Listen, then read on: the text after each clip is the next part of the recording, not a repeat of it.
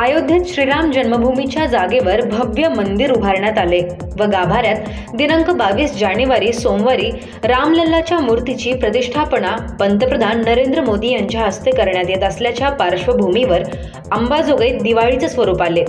डोक्यांवरून कलश यात्रा, शोभायात्रा, महायज्ञ, आरती, भजन, कीर्तन, महाप्रसाद, फटाक्यांची मंदिरावर आकर्षक विद्युत रोषणाई, दीपोत्सव, मिठाई, फळे वाटप, महाप्रसाद, कारसेवकांचा गौरव आदींद्वारे रामलल्ला मूर्ती प्रतिष्ठापनेचा आनंद ठिकठिकाणी साजरा करण्यात आला।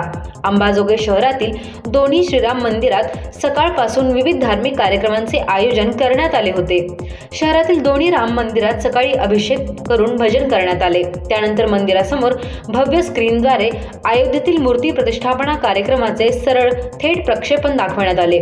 यावेळी हजारो भक्तांनी थेट प्रक्षेपणाचा आनंद घेतला। त्यानंतर महाप्रसाद वाटप आणि सायंकाळी दीपोत्सव साजरा करण्यात आला।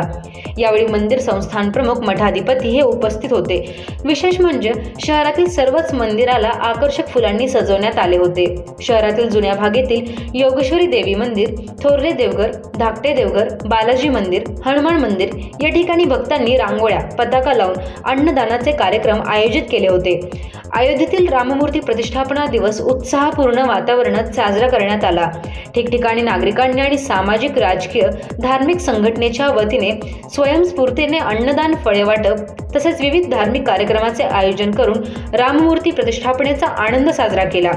भटगल्लीतील राम मंदिरासमोर रस्त्यालगत चित्रकार आणि महिलांच्या सहकार्यातून रांगोळी आणि फुलांच्या पाकळ्यांतून रेखाटलेले जय श्रीराम हे नाव पाहण्यासाठी महिला व नागरिक यांनी मोठी गर्दी केली होती। अंबाजोगाई दर्शन बातम्यांसाठी सतीश मोरे, अंबाजोगाई। जय जय रघुवीर समर्थ।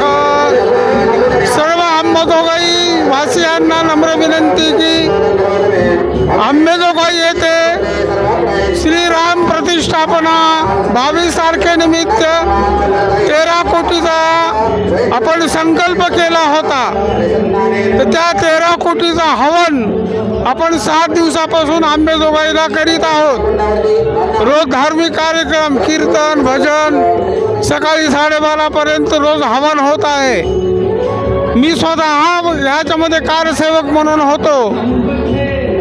तर तो आनंद त्यावेळेस जो परिस्थिती होती, आज 500 वर्षानंतर आपल्याला रामरायाचं हे रूप पाहायला मिळते। सगळ्याला आनंद घेता येतोय। सर्वांनी आनंदात सहभागी व्हावं।